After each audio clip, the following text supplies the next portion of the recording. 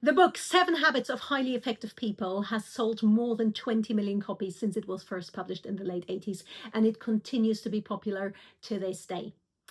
Now, as somebody who's been very fortunate to be able to not only study with several amazing cellists, but to be able to work alongside a great many of them day to day here in London, I can certainly say that when it comes to highly effective cellists, they also have a great deal in common when it comes to how they approach their practice and their work. So let's have a look at 7 habits of highly effective cellists. As always, if it's your first time here, a very warm welcome to my channel. My name is Julia Morneweg, and here we try to break down the art of playing the cello into lots of easy bite-sized chunks. If you would like to find out more about me, about my concerts, how you can have lessons or workshops with me, do head over to my website, www.juliamorneweg.com, or you can also visit me on Instagram at cello_Julia. Finally, I want to say a very big thanks to all of my subscribers, and especially, of course, to those of you who keep my channel alive, kicking and growing by donating to the Ko-fi link below. So, without much further ado, let's look at 7 habits of highly effective cellists. Habit number 1, never stop improving your fundamentals. Now, if you look at any sport, the week that I'm recording this, it is Wimbledon week here in London. And when you look at these tennis players, when you look at them not on centre court, but when you look at them out on the practice courts, what they are drilling every single day is fundamentals over and over and over. They are working on their serve, they are working on their forehand, their backhand, their drop shots, their athleticism, their movement, all of these fundamentals. And of course, we wouldn't expect anything else. But for some strange reason, I keep coming across players who, students especially, who think, okay, well, you know, your open strings, your scales, your really slow practice, all your exercises, your studies, you know, that's something you do once, you do it as a kid, and then you don't have to do it anymore. No. If you really want your playing to continue developing and to really to stay at the top of your game, we have got to hone our fundamentals in exactly the same way in which athletes do it. And that means really day-to-day donkey work on the basics, on our sound production, our bowing, time spent on the open strings, our vibrato, our intonation, our shifting, every single aspect you can possibly imagine. And there is absolutely no way around that. And when you hear quite often, I very often have the chance to be somewhere in the Royal Festival Hall or something like that, and hear backstage how really absolute A-list soloists of all instruments really warm up, prepare for rehearsal every single day. And what you hear is not them bashing through their concertos. What you hear is incredibly slow, considered work. Exercises, scales, open strings over and over and over, because our playing is only ever as good as our foundations, and those we will never ever be able to stop honing. So the more time you put into really getting the basics to an ever higher standard, the better your playing will be. Number 2, prioritize your right hand. Always sort out your bow first. Now, this may seem completely counterintuitive, because as string players, of course, our most deep-seated fear is always playing out of tune, playing a wrong note, which we of course associate with the left hand. But you can have the greatest left hand in the world. If your right hand hasn't been fully organized first, this will never ever be secure. Why do we need to prioritize the right hand? The right hand needs to create a structure and a really sort of safe environment in which the left hand feels confident to do its thing. So one great example of that is shifting. A great many shifts go wrong, not because of anything that the left hand does, but because of what is happening in the bow. Yeah, because you can have the best shifting technique. If your bow change is not prepared, if it's random, if it's too fast, the left hand will panic, it will miss. So whatever it is you are working on, always make sure you have sorted out your fundamentals in the right hand first. Your contact point, your bow distribution, which part of the bow are you using, which speed, what bow speed are you using.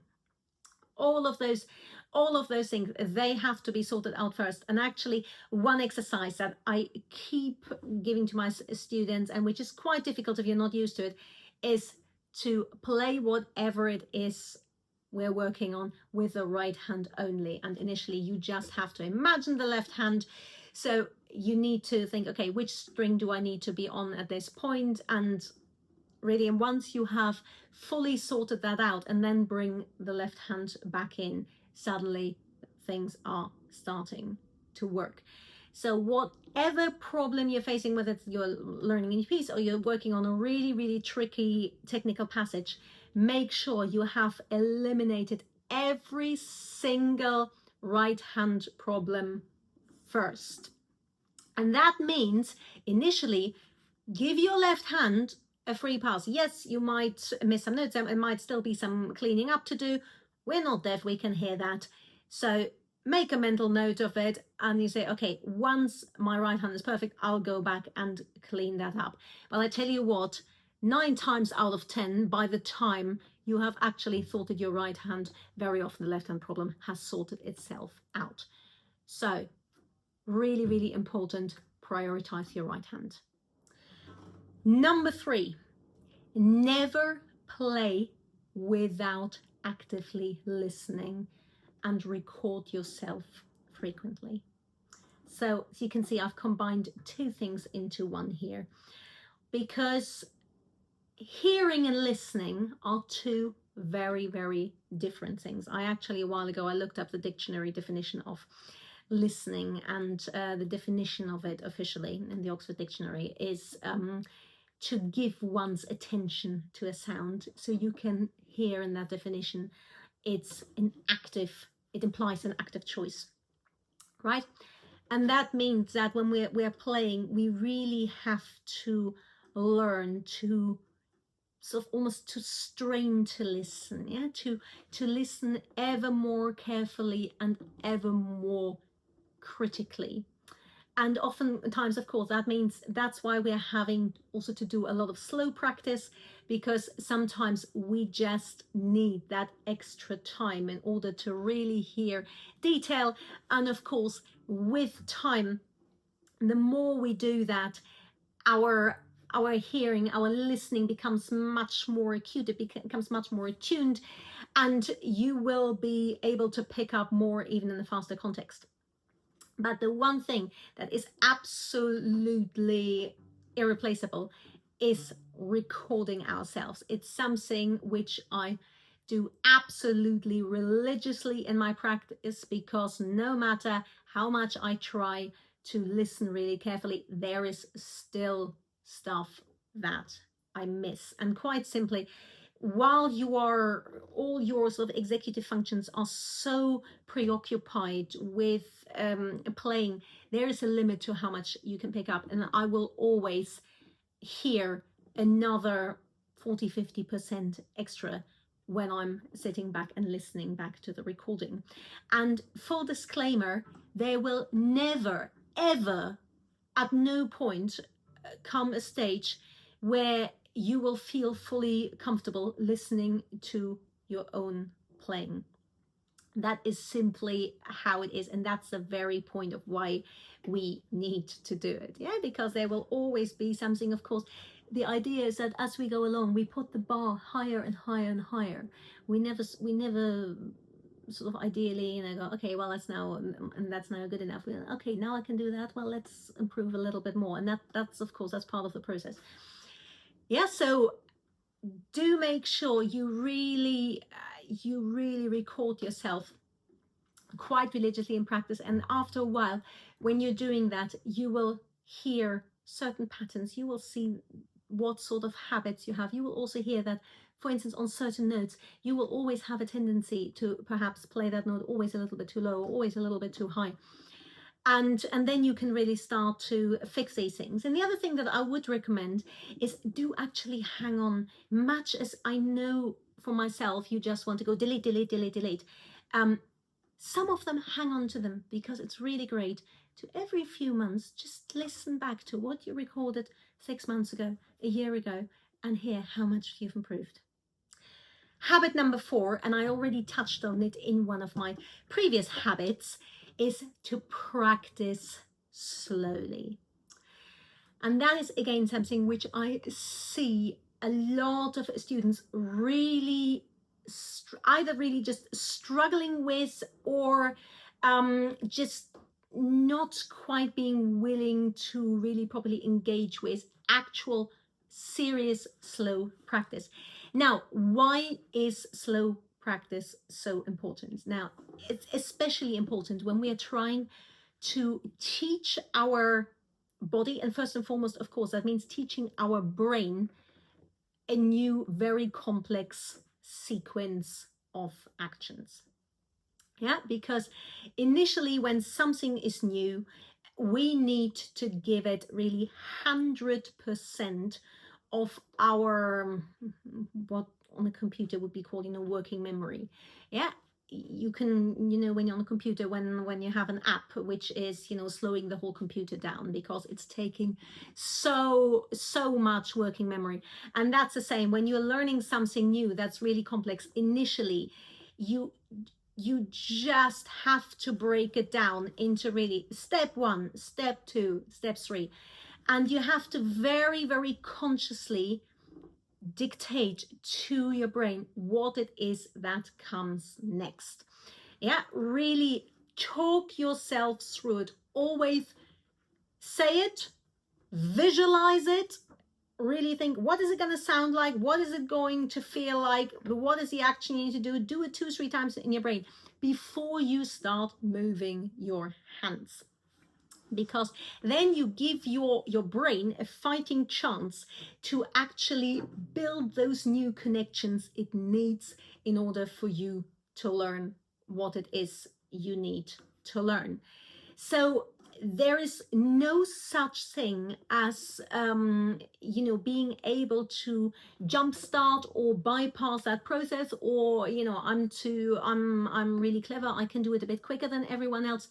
No, we have a saying in England which is shortcuts cause delays, and it's never been more apt than in the context of practice.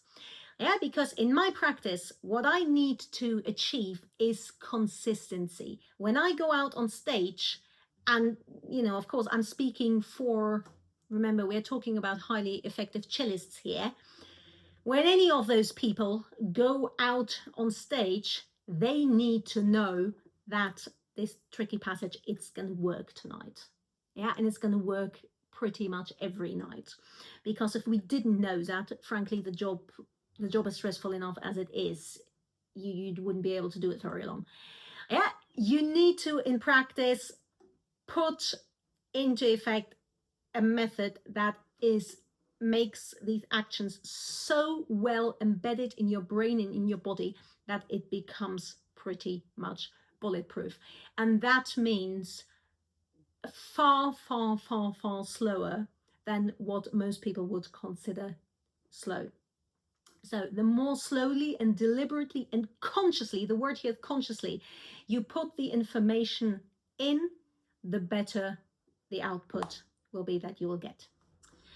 Number 5, learn to love detail. What is it that sets really great players apart from the rest?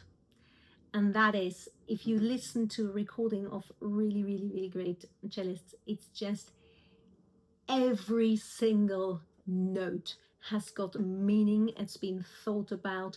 Nothing happens by chance. Yeah, there is always that extra special bit of color, that beautiful bit of vibrato, that beautiful bit of timing.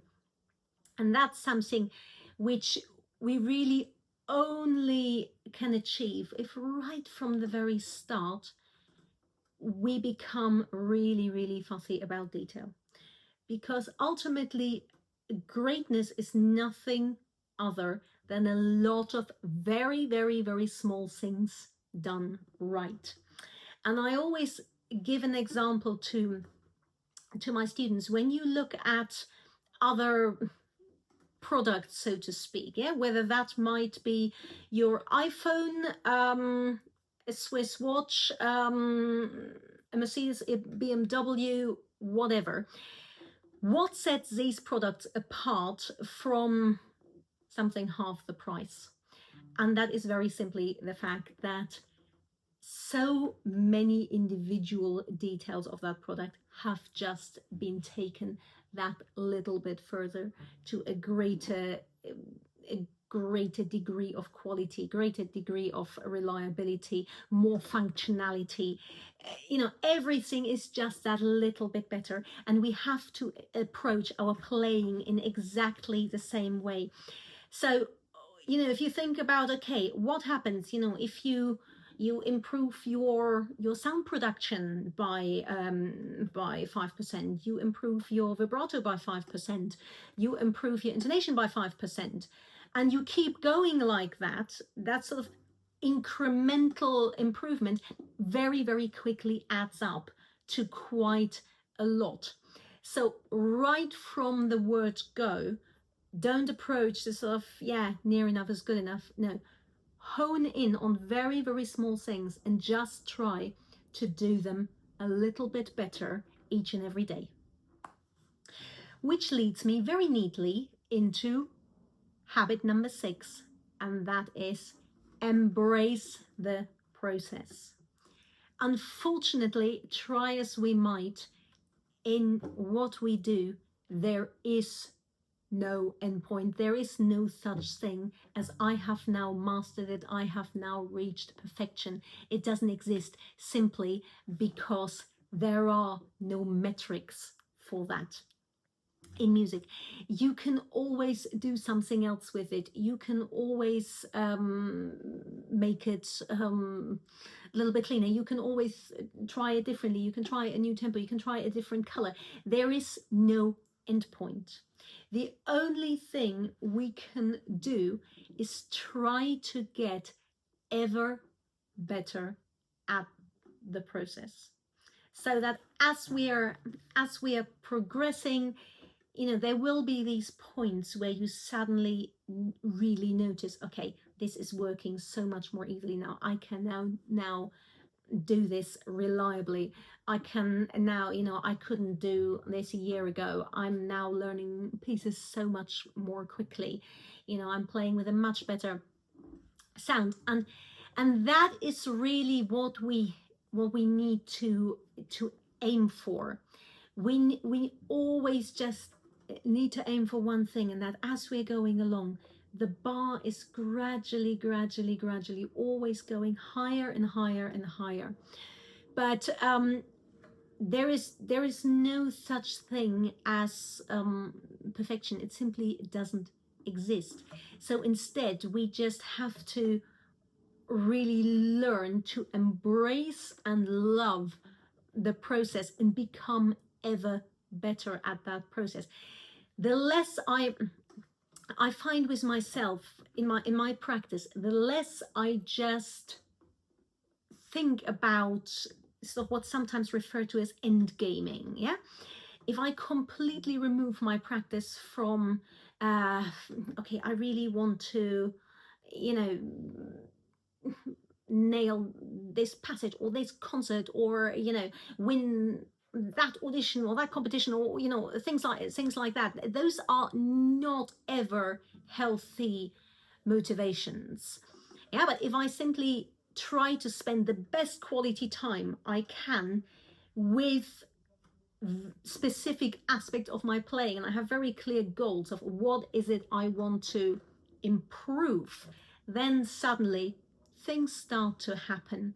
And funny enough, I also find when I actually just do really good practice without sort of creating almost that sort of artificial external framework of pressures, that's usually when things start to happen and when opportunities come my way. There's nothing much scientific about it, but that is just how it very often pans out. So learn to love good process. Number 7, our final habit, and perhaps the most important one of all, and that is always aim to tell a story with your playing.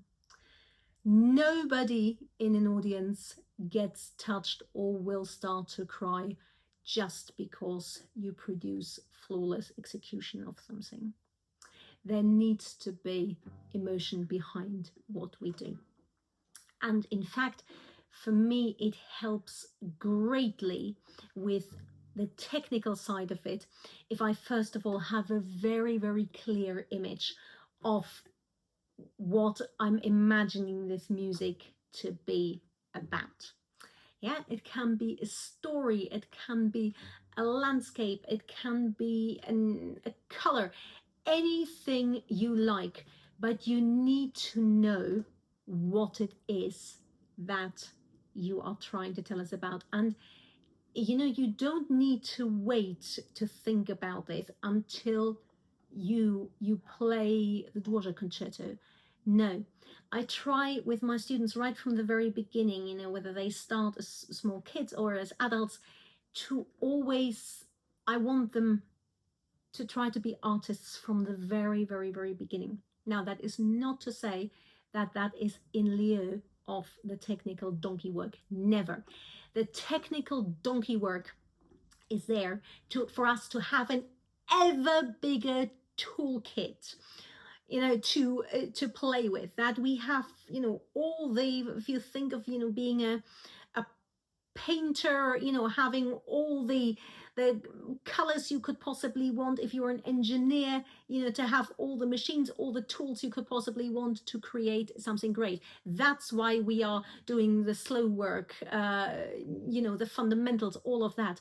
But they all in the end have to come together to serve something much bigger, and that is to tell a story.